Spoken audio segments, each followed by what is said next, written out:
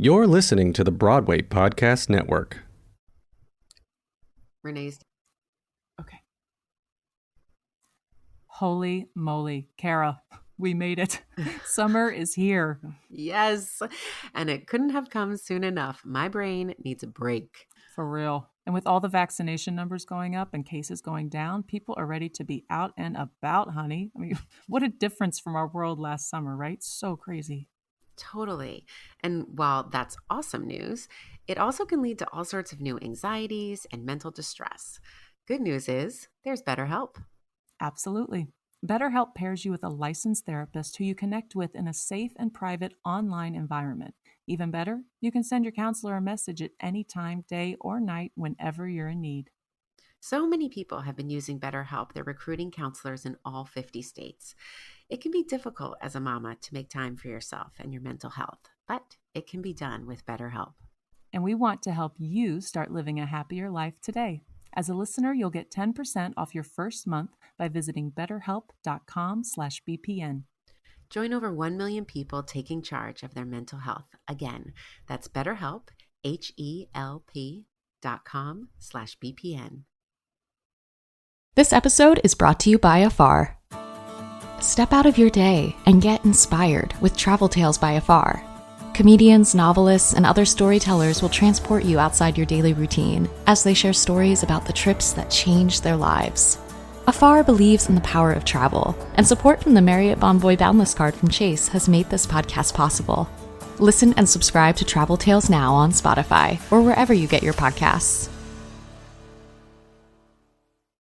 Thank you so much for tuning in to Mama's Talkin' Loud. Jess and I love bringing these stories to you, amplifying the journey of the working artist mom, supporting the struggle, and striving to change the social safety net. But we need your help. If you haven't already, we would so appreciate if you would follow, rate, and review us wherever you listen to your podcast. This is the way we can continue to raise awareness and change the narrative. And if you want more insight into our world, please follow us on Instagram at Mama's Talkin' Loud, on Twitter at Mama's Talkin' Pod, and on our website, www.mamastalkinloud.com.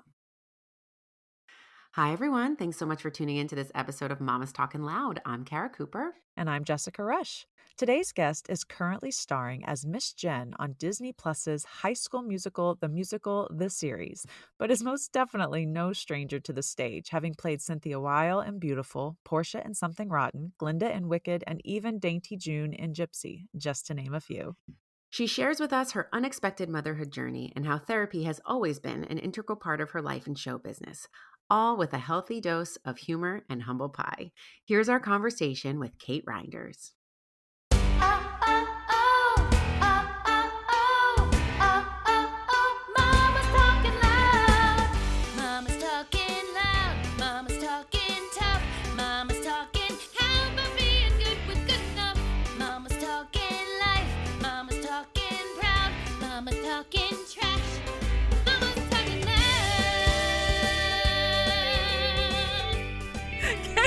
Hi!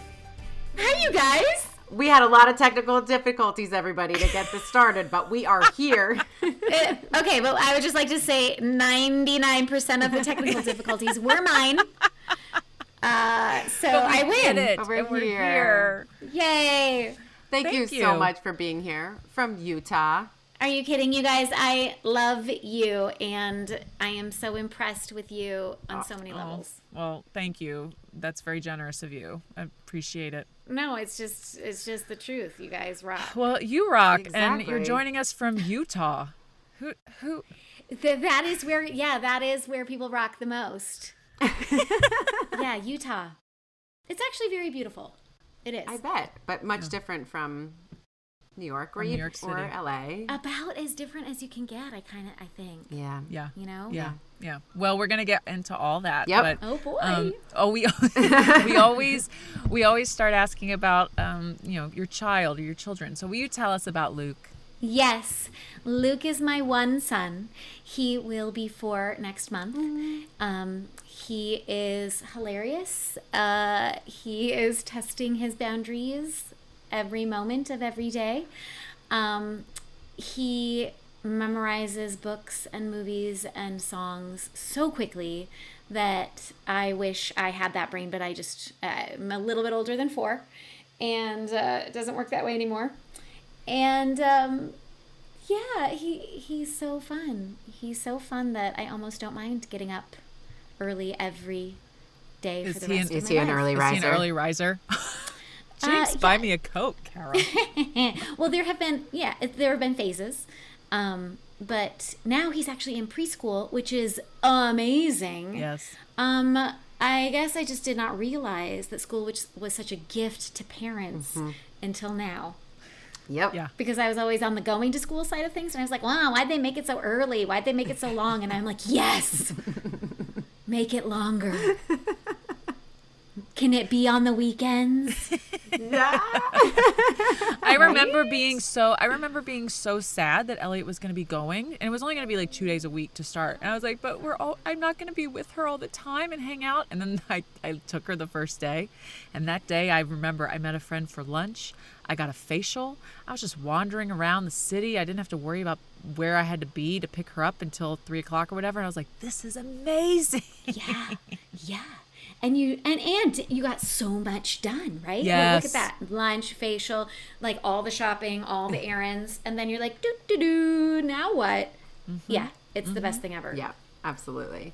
Did you, this is a kind of a personal question just because we've known each other for so long, but did you always know you wanted to be a mom, Kate? Was that? No. I thought I would not be a mother. I thought for sure I would definitely not be one. I was very good at not getting pregnant. I also had a lot of issues, things that the doctor said that I probably wouldn't be able to get pregnant. So I was quite relaxed and got knocked up immediately because I thought there was no way it would happen. So the joke's on me. No, but really it is the best thing ever, right? It is, but I had no idea. But no, I was definitely one of those people who was like, no, I'm gonna be an actress. I'm gonna live in New York, and I'm gonna be Carrie Bradshaw on a budget, and that's my dream, and I'm living the dream, and and now I'm mac and cheese and peanut butter crackers and all sorts of things that I did not know existed. And I mean the entertainment that's available. It's true. Yes. I mean things that I never needed to know about. Blippi. Oh, Blippi. No offense, dude. Like, he figured out how to make millions of dollars. So what? We literally say it every day. I was like, Graham, this could have been you. You could have been Blippi. Graham absolutely could have been Blippi. You could have been Blippi. I don't know if it's too. I don't think it's too late. It might not be too late. We talk about it all the time. We need a different color scheme. He can really musicalize it. Yeah. I think this is a great idea. I think we have to tell people, like, how that y'all have known each other for so long. Like, Kate and I have met socially, but Kara and Kate have known each other for like 20 years. Yeah. Almost exactly. And that's why, and she knows Graham so well, because y'all did Gypsy, right, together? Yes, but I actually knew Graham from before that because I did the Sound of Music tour with his brother and sister, and his mom was on the tour, and he would come visit for holidays and stuff. So I knew the whole Bowen clan. Right. Well, and so now that's how you're able to speak with such authority about Graham as Blippi. About his ability to be the next Blippi. Oh yeah, was I offending? Sorry, listeners. No. I just was like, Graham. I have known him since. Yeah, I mean, how old was he when I met him? In his teens? I'm sure, because he was 19 during Gypsy. No, he was 20. Oh. He was 20 when he turned 20 when Gypsy started. Yep. I met him when he was 19. Oh, hey. Rob in that cradle. Listen, I mean, snatch up the good ones. You got to. Right? They're few and far between. But I want to go back because you said, you know, you're like, I just thought I'd be living the dream. But Kate, like, you kind of are still living the dream. I mean, you got a kid, which is amazing and wonderful, but you've had a super full Broadway career, originated so many Broadway roles, characters, and now you're on High School Musical, the musical series. So, like, you know. No, thank you for saying that. I'm not saying I'm not living the dream. You're absolutely right. But actually what's crazy is that, yes, the dream keeps evolving. Yeah. But isn't that the thing? Like, we have to grow with the dreams. We have to keep changing them. But I also think that motherhood, I mean, as cheesy as this sounds, I think motherhood is one of the reasons I got High School Musical, the series, because when I had Luke, tell me if you feel the same way. But, we're actors. So we're like, oh, we have emotions. We're really good at showing all these different emotions. No, I did not understand so many things. And my heart cracked open and like splatted everywhere when I had Luke. And I think that has made me a better actor. It made me better. It's made me a better woman. And, I'm not the mom on the show, but I am basically the mom. I'm the mom of all those teenage kids who who have their act together better than I do. But yeah, I think, I didn't realize it, but Luke has made everything better. I do think, we've said that before, and we've had other guests say that as well. I think that everyone thinks they know, right? We all think we know what it will be when you become a mother. Until that happens, then you realize, oh, I knew nothing. Like, I really didn't know anything about how that would affect me emotionally, physically, all the things. But I do think that as artists, there's more depth. You can connect to emotions, and you can feel emotions and empathize in a way with humanity that you were never able to before when we're telling these stories, right? That's exactly right. And this is the cheesiest, but I swear, I grew up, I don't know if you did, but I grew up, the two albums I knew every word to were Les Mis and Miss Saigon, right? Absolutely. Just to date myself, everyone. That's our era. And no, talking to right? people. But Miss Saigon, right? You'd be like, I'd give my life for you, like singing along, body bloop boop. And then I'm like, just crying because I understand her. Yes. And you guys, I went to see Waitress when I was pregnant. Oh. And whoa, hello. That's a hormonal rage there anyway, but I was just I had to shut down the watching of the show because I didn't want to disturb my fellow audience members, but I started to sob because being pregnant, is just, it makes you re-examine and examine and question and doubt and feel, and then Sometimes I feel like it's almost it's motherhood cracks you open so much that almost it's like you can't sustain it. Like the amount of empathy that you feel, you have to quash it down, because if you felt that way all the time, you wouldn't be able to function, right? Exactly. Yeah. That's why in the show I was like, shut it down, not watching, not paying attention. Yeah. Eric did that. Eric did the reading. He was in the original company of Waitress, and the reading they had was when Elliot was 3 months old, and I went to the presentation. And I'm sitting next to Daryl Roth, and I just was like, it's like, it's Sarah Bareilles.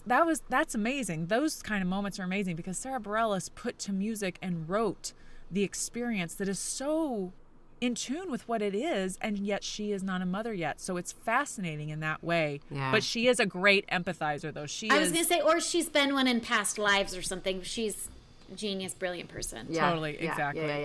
But no. But see, that was perfect for you to be there and be like, I am your audience, and yes, this works. Correct. Nail accurate. Head. Boom. Yeah. Uh-huh. We were both born today. That lyric is just so. Oh my God, so good. All right, well, this will turn into like a Sarah Bareilles Waitress love fest. I know, right? I want to go back to how you talked about feeling like a mother figure on set, because I feel like all three of us have experienced this because we've been in the business for such a long time, right? And so you come up and you're the kid, you're like the young one that forever, and everybody's kind of mothering you, and you're like, the newbie, whatever, and you're young.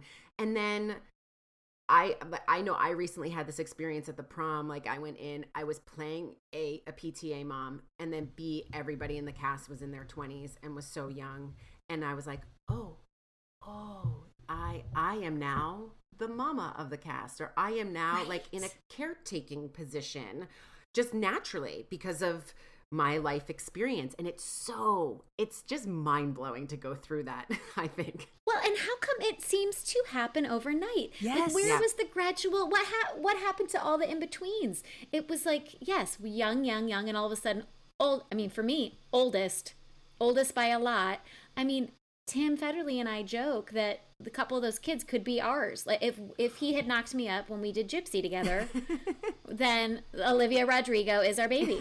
Well, and Andrew Barth Feldman and Roman Banks were both on your show, right? Yes. I did Evan Hansen with them. I was the mother. Right? Yeah. I mean, I stood by for the moms, and so like going on, I was like, oh, I guess I could have a 16-year-old child. Like this. No, and the worst part is when you do the math, and it doesn't mean you had your kid really young. Right. It means you had them at a very acceptable age, right, or even later. right. And they could still, and then you're like, oh, got it. Well, hey, you guys, I was a geriatric pregnancy. Oh, so my second was too. Don't worry. Tell us about that. Like, how was that? I wonder. And Kara, you could talk to it too, because I was not. I was in my early 30s. But when they say that word to you, when they say, oh, and so you're a geriatric pregnancy, and you're like, oh, great, this sounds amazing. Great. So I'm Yeah. really old. Yeah. Well, I mean, there you go, not. right? Like, you're like, thank you for truth and just reality in my face on the paper. But thank you, insurance, for paying for things. Yes. Yeah, right? So there are perks to being an old mama. But no, I think it's also interesting because when you're in New York, like we would still be young, acceptable aged mothers. But here in Salt Lake, I see women at the zoo that look my age, and then they say, smile for grandma. Right. And I'm like, Yep. Correct. Yep. Yeah. All right. No, the geriatric pregnancy thing, you're right. I think, though, that being an actor actually has prepared us for lots of things like this that we have to laugh at or we would just cry. Yeah. So I tried to embrace it and laugh. And also, I mean, like I said before, I thought I wouldn't get pregnant so fast because that was one of the reasons. And then the joke was on me. So were Because you? I was like, I'm old. I won't get. Whoa. Well, and when you say that were you trying to get pregnant? I mean, maybe that's too personal, but No. like, or No, I'll was it tell an you. accident? No, I mean, see, that's the thing. Well, okay, so I had endometriosis when I Same. was young. Actually, yes, and actually I got surgery for it when I was doing the Sound of Music tour with the Bowens, with the younger Bowens, got it all scraped out. So then I was on and keep in mind too, like late bloomer, like I was still a virgin then. And times changed, but scrape out, virgin, and they had said like you might not be able to get pregnant because this is really bad. I was like, gotcha. Then on the pill for a million years. I froze my eggs when I was 34 in LA, so I've got some eggs over in Beverly Hills if anybody needs any. But that was another thing. My eggs, one of my ovaries had one follicle. And then the other one had like 6 whatever. And they kept, so I did like a couple months of those crazy shots that, have you guys ever done the hormone? No, I've heard about it, so. It's not, talk about getting in touch with your emotions, except they're not real. They're like, I was like, I'm going to push everyone down the stairs and then throw myself after you, but kill, die. Like it was awful. But yeah, so I only got a couple eggs. So they were like, I was, one of the ovaries didn't work. And anyway, but Luke was clearly hiding around a corner. He clearly wanted to be there. He was supposed to be here. He wanted to be here. And you guys, a psychic told me back in 2012, which I had forgotten, but she had told me that I would have a son. And I totally was like, no, she doesn't know what she's talking about. Well, clearly she's full of crap, like terrible psychic. And she also predicted my High School Musical job because she said, she was like, I see you sitting behind a desk and you're surrounded by cameras. So I think it's like a TV show, but you're behind a desk and you're like a judge, but it's like for Broadway things. And now I'm thinking, okay, lady, you thought I was going to have a son and you're seeing me being a judge for like an American Idol Broadway. Like there's no way. Like, lady, you're terrible. And then, but yeah. And then she said, but it won't be here. Or it'll be somewhere else. It'll be somewhere far away. So I was like, London? Okay, London, American Idol for Broadway. No way in hell. But then it wasn't until Kevin Cahoon reminded me of it this past year. He was like, I remember, the angel Kendra. She's not a psychic. She channels an angel. Okay, so, but. Can I get her number? I know, right? Sign me up. Seriously. No, I was like, Kevin, find the recording of that session because I need to know everything she said. But yeah, so, what was my point? Sorry. But it blew my mind when I was like, oh yeah, she sort of saw this job, but she also saw Luke. But she also said that there could be another child if I decided yes or no, like another child. Now, I guess we don't need to sit here talking about what about the other children. Do we try to have them or not? But right. But all I know is one's a lot. Wait, Kara, how many do you guys have? We now? have 2. You have 2. Yeah. I knew that. I wasn't sure if there was another pandemic baby that popped up. Oh no. Yeah. We have our hands full. But how do you feel about the 2? Because you know how people are like, well, 1 changes your life, and 2, and then people are like, changes it even more. You know, it's not like it's an easy add-on, right? It isn't. It definitely isn't. I knew for me that I always wanted to have 2, so it like wasn't a hard decision for me to make. It definitely like rounds us out in a really wonderful way. And it's cool to see how different they are, you know, which is also difficult because you got to parent them in very different ways. You know, you're like one kind of parent for one and a different kind of parent for another. But it's joyful. We've had a really interesting journey in a lot of different ways. Our first has special needs. And so like having our second was almost a little bit of a healing for us, you know, kind of brought us towards more of a typical parenting experience. And now it's about walking those 2 lines, you know, with 2 kids. And it's great. We're great with 2, but it definitely keeps certain work, opportunities from being real for us. You know what I mean? I'm sure. It definitely dictates what we can and cannot do. And how do you figure that out?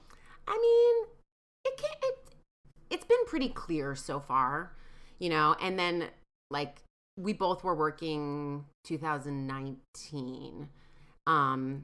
And that was a big juggle, and we're out in the suburbs and everything. So that was like a little different. And then the shutdown happened and neither of us were working. So that's been kind of wonderfully joyous in its own right, you know?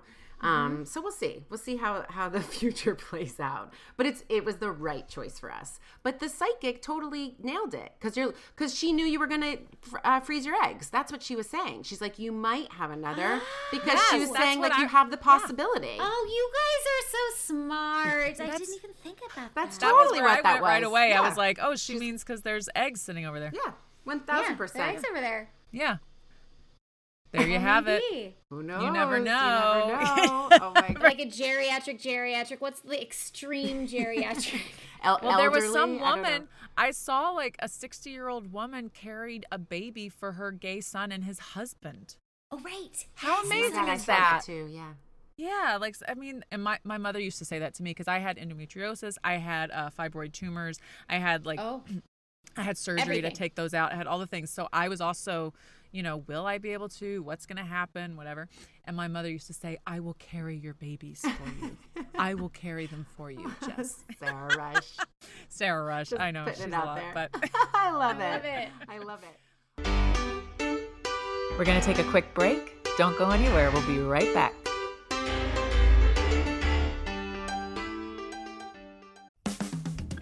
There are 8 million people in New York City, and 2 of them are meeting for the first time tonight.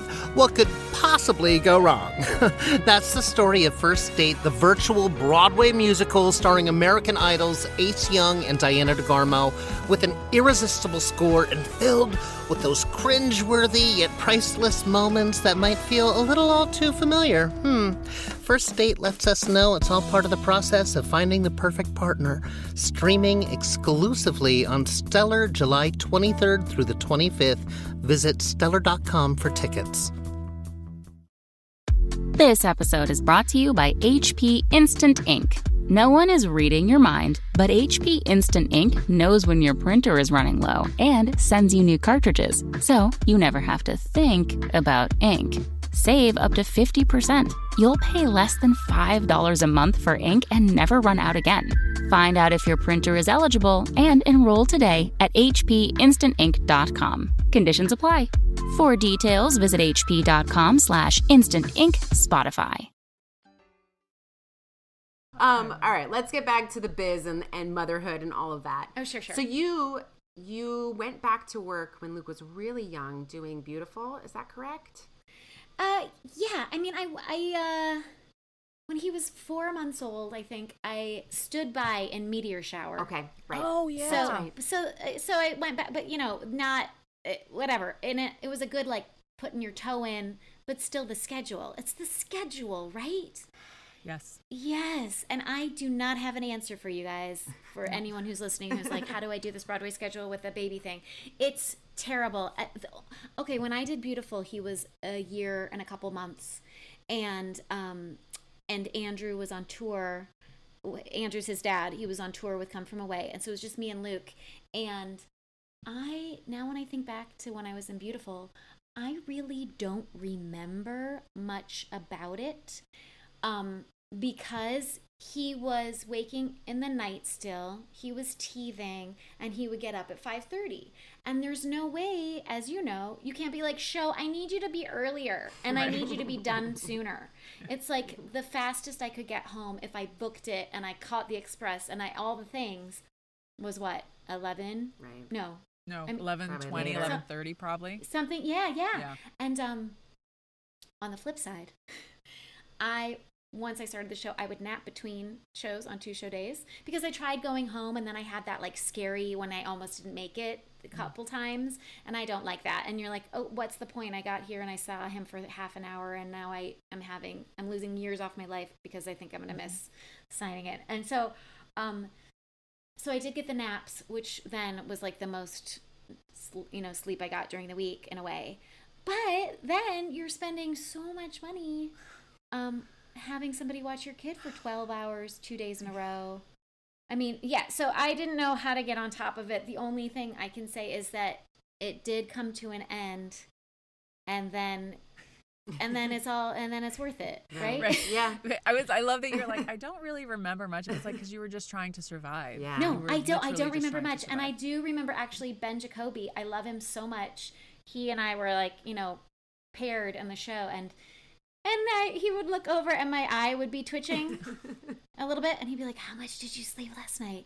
And I'd be like, I slept for a solid 3 hours. Right. It's good. It was good. It wasn't bad. And he'd be like, I don't understand. I'd be like, me neither. But Right. what can I do?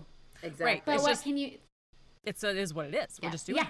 Yep. It is what it is. That's what, when people are always, they used to say that too. They'd be like, I don't know how you do it. I was like, I have no choice. Like, this is what it is.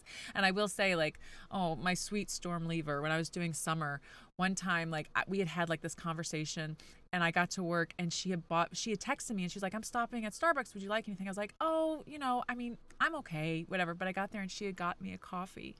And I said, it was so sweet of you to text me. And she goes, well, it just dawned on me, after we had that conversation, she's like, I come in on a matinee and I slept till 10 and and then I never thought about how you've already been up for like 8 hours by the time we come to work, and like you've probably been to a dance class and like or to a birthday party in the park. And she said, I really appreciate you. It was so sweet to have someone who was young in the company acknowledge that, and recognize it, because so often you come in for the matinee and they're like, oh my God. Good morning. Everybody says good morning, and you're like, double barrel. No, shut up. Exactly. And we did it. I know we did it. We used to do it. I know for sure. Yeah. No, because I was like, well, you guys are idiots having kids and being actors. Hi, humble pie.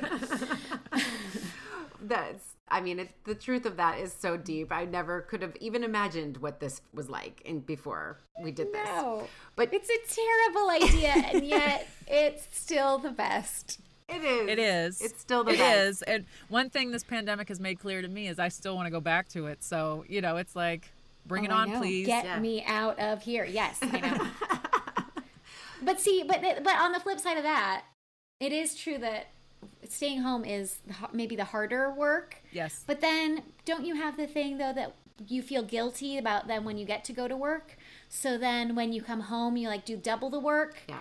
And then really, when are we relaxing? Never. I mean, there's no such thing. I mean, Andrew just sort of like, well, you got you're at work all day, like, but I know you get to like sit there, and I'm like, as I'm cramming the lines in my head. Right. And and normally, and I do bedtime, and then I like quick try to learn my lines, but I'm tired So then you're like trying to, when you do the learn, but you're doing the sleepy, the half the one eye open, and you're like, just get in there while I'm half asleep. Yeah. Oh, gosh. Yeah. Well, talk to us about that, because we've talked about doing the 8 shows a week, and talk to us about shooting. Now you've done both with a small child, it's not very common. I think Benanti has done both when Ella Rose was smaller, but there aren't many of our moms or listeners who have had the juxtaposition of both, you know, who have had the contrast of like 8 shows a week, having to be there at night, but being able to have your days free to hang out with your small child, versus now you're on a shooting schedule. So it's a little more normal, quote unquote normal, right? How has that been?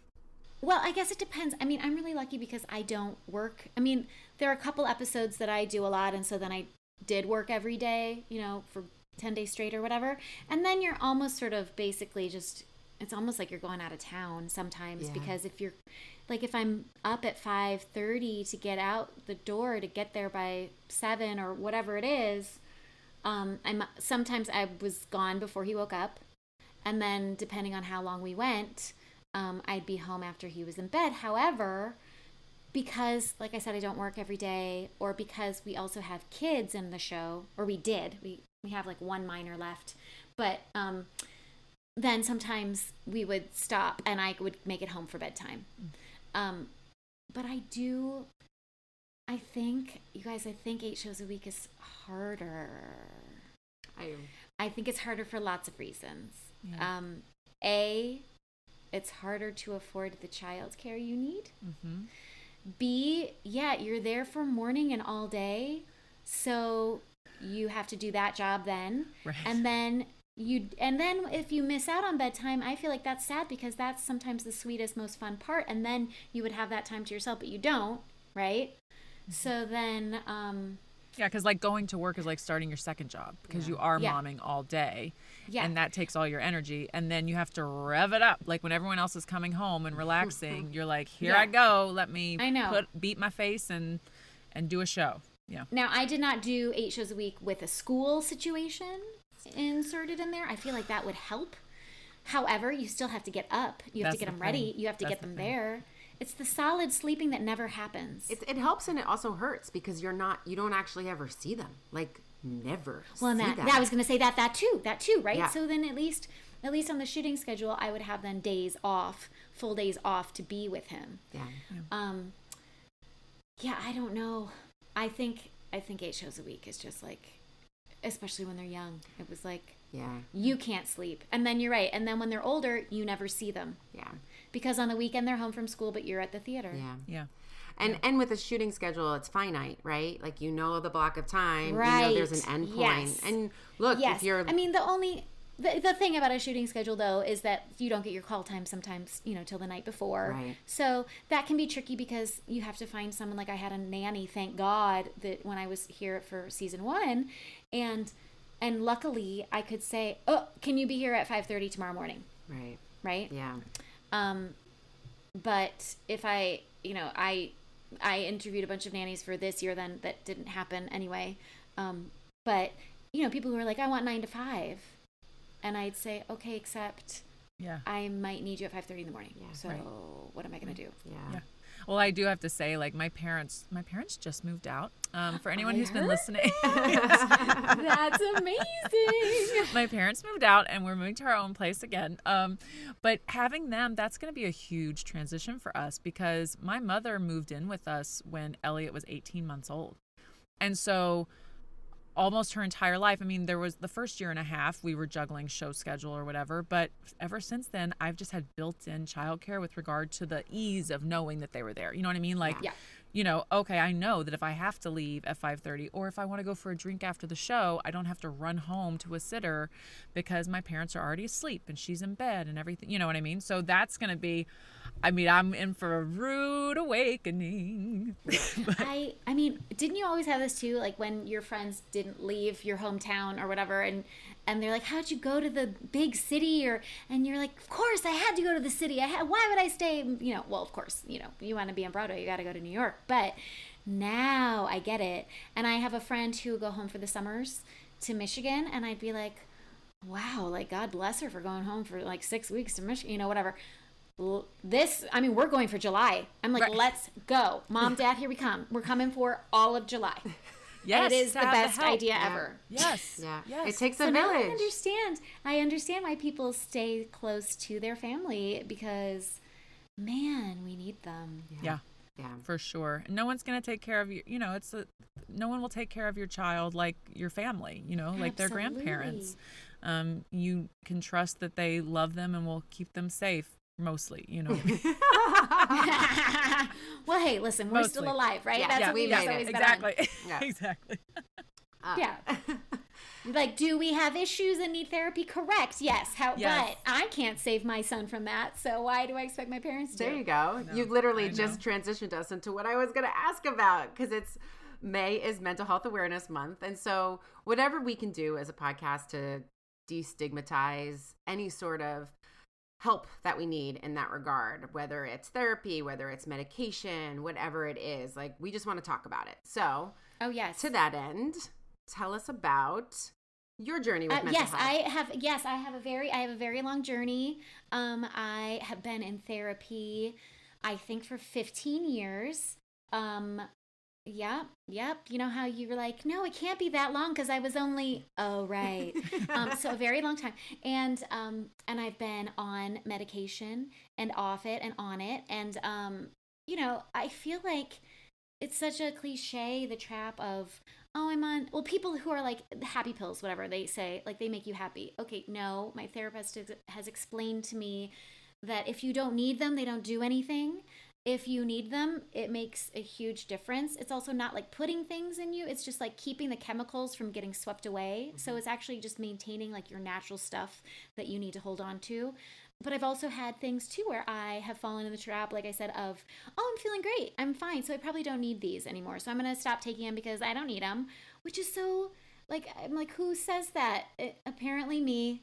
It's just, that's why people do Everybody does. Yep. But, you know, I've had moments too where I have been like, but everything's great. I'm doing this great job. I'm in this great thing. Why do I feel that there's a cloud over my head? And that I just, my thing is that I'm just very, like, I don't have any feelings and I don't care. But so, yes, so I've been on, I've been off.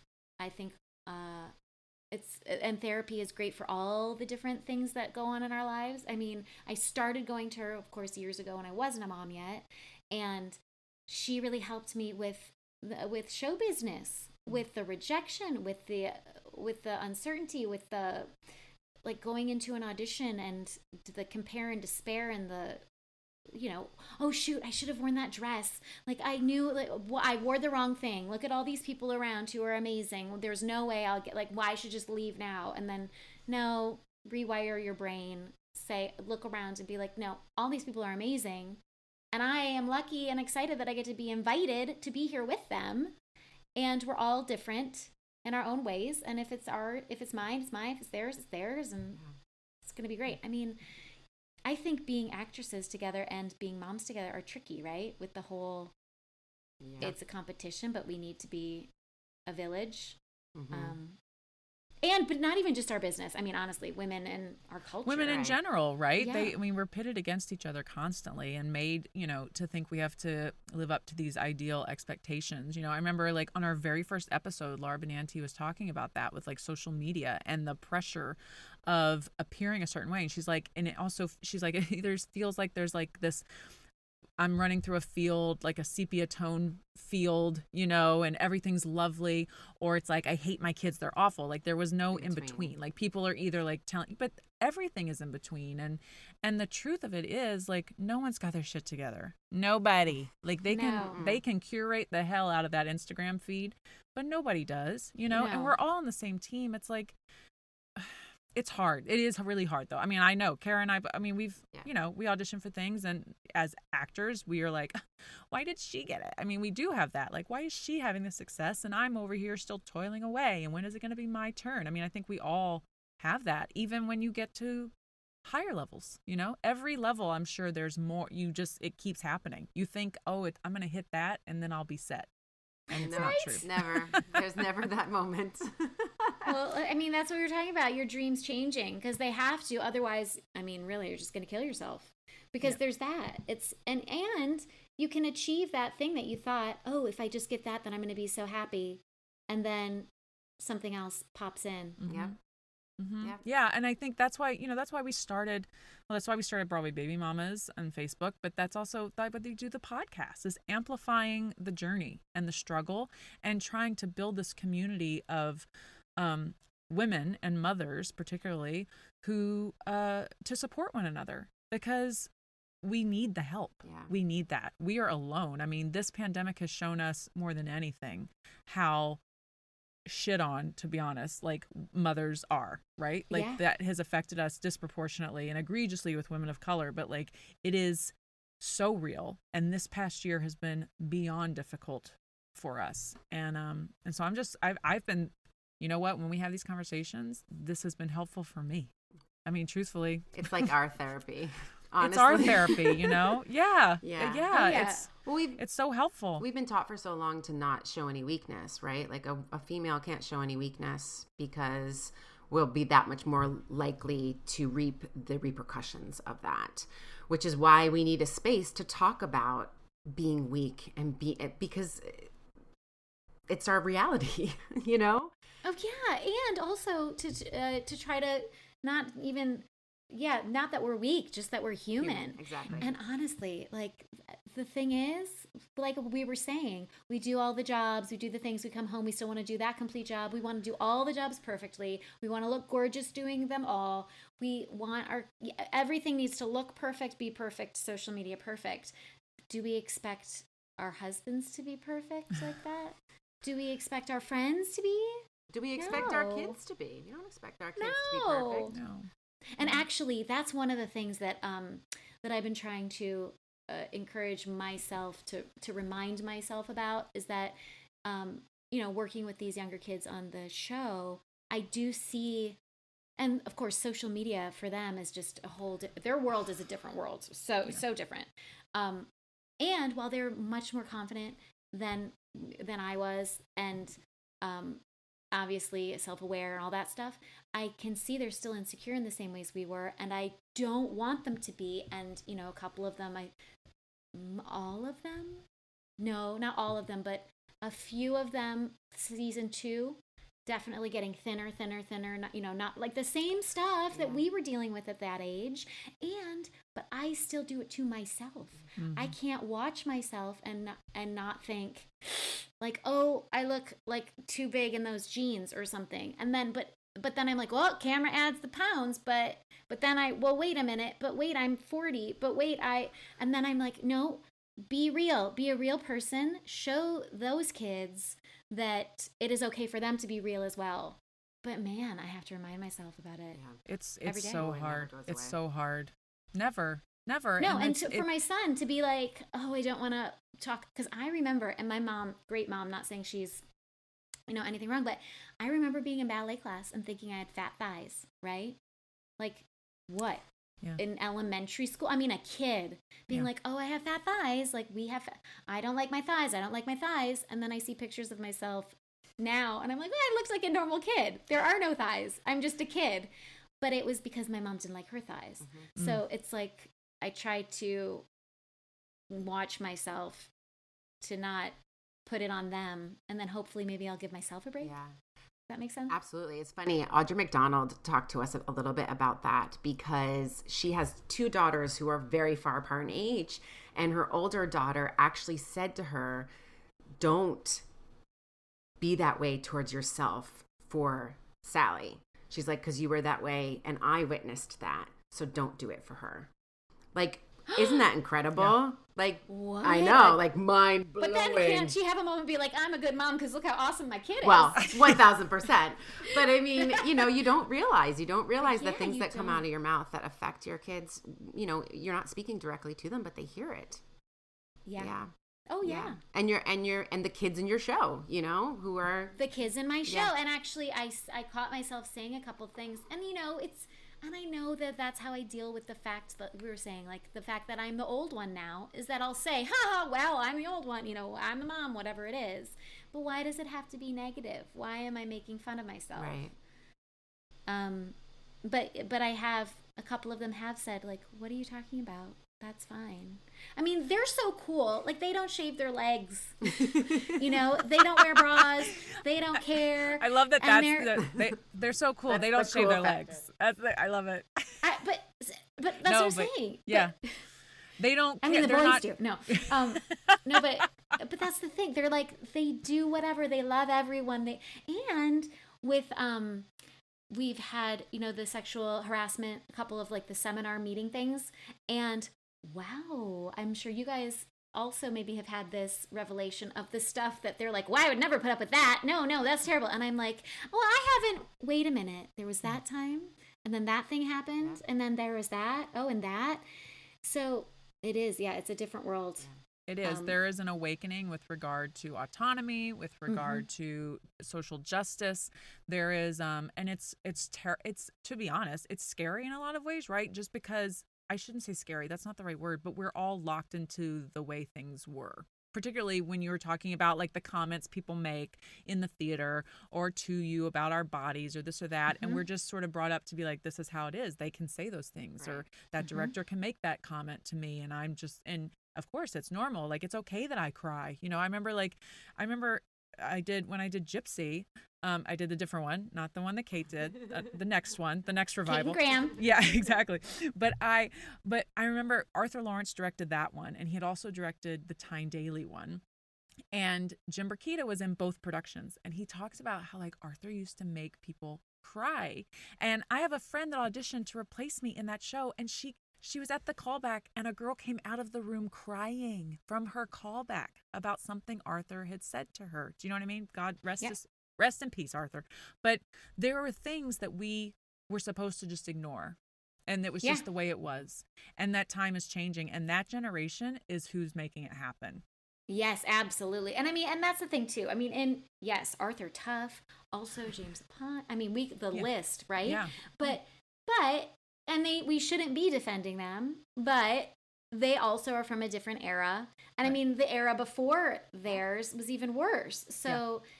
So maybe they were like, I'm being amazing. I love women. And you're like, yeah, except you just said that you snapped my butt thong or whatever you just did. Well, can I tell you that's a funny story, right? For a laugh. But when I had my callback for Gypsy, for Arthur, I was doing Let Me Entertain You. I was doing the last bit. I'd already done the Louise before, and I was doing the final stuff. And I did Let Me Entertain You, and I'm, tipping around and doing whatever and beveling for my life. And I finished, and he's sitting there. And at this point, he was like 90 years old, and he's sitting behind the table, and he's so tiny. And he's like, and I finish, I stop, and he goes, well, you've obviously worked in Vegas. Oh my God. What did you say? And I was like, no, I'm just really good at beveling. It was something like stupid, but like, I wish people could have seen y'all's faces when I said that line, because literally your jaws were like, there was silence because your jaws were on the floor. But that's what he said to me, like in the callback, and you just laugh it off. You're like, I know, because I'm acting like, oh, I mean, isn't that part of the thing? But it's just, I'm an actress. Hello. Right. I was like, actually, no, I've never worked in Vegas. Thanks so much. You. And nothing against you ladies that do. No judgment. No judgment. No, it is hot. It is hot. Super. Anyway, maybe I'll cut that story. No, don't. No, but that's my point, is that we were so used to hearing it and so used to brushing it off that I didn't even I was the first one to be like, oh, no, nothing's ever been said that's inappropriate. No, I haven't. And then in those seminars, I think, oh, wait. Oh, yeah, that one, that time, or that thing, and then that thing. And who knows how it all affects us. Yeah.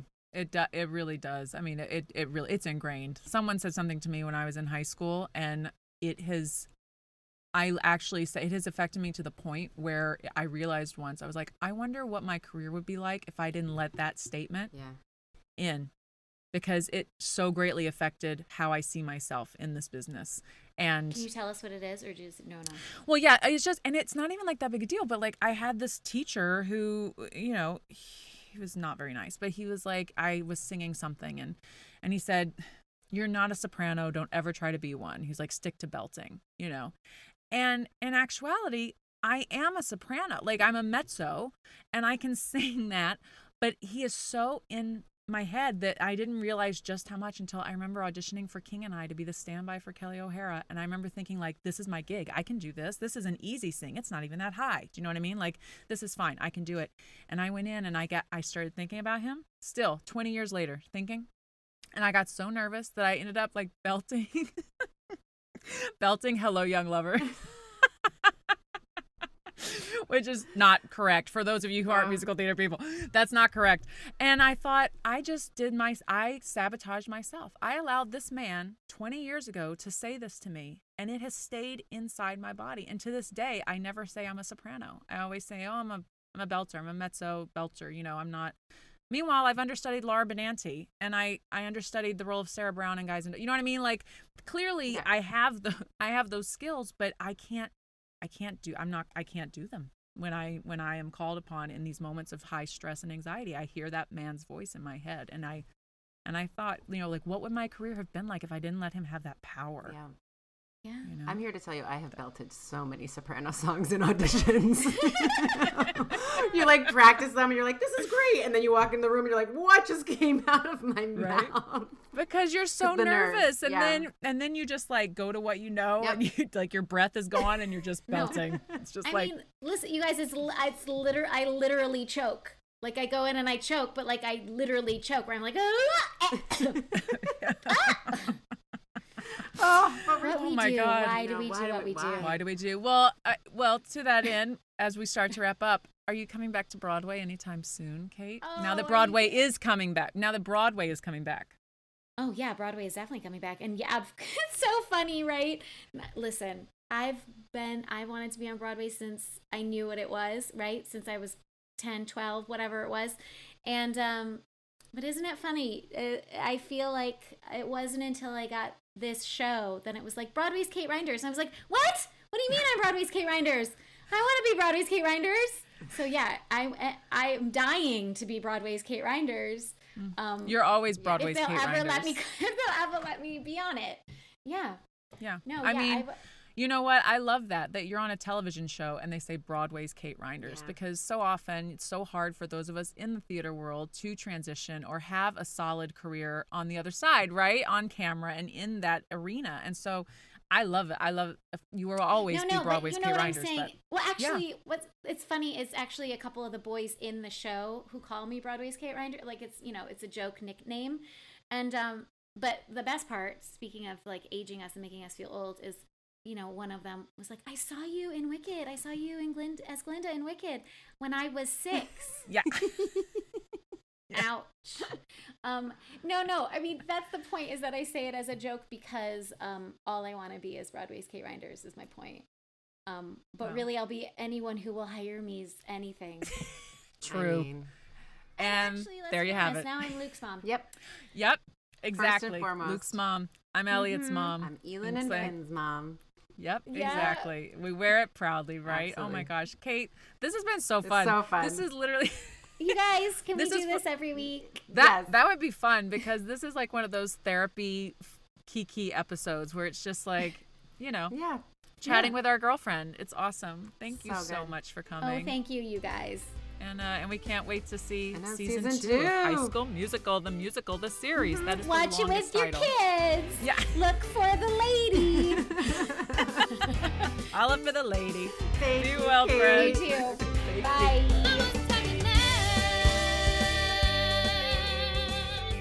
Thanks so much for listening to this episode of Mama's Talkin' Loud. Special shout outs to Rachel Spencer Hewitt for our fabulous graphic, Kristen Anderson Lopez, Bobby Lopez, and Justin Ward Weber for our awesome theme song, our producers Dori Berenstein, Alan Seals, and of course the Broadway Podcast Network for bringing us to you.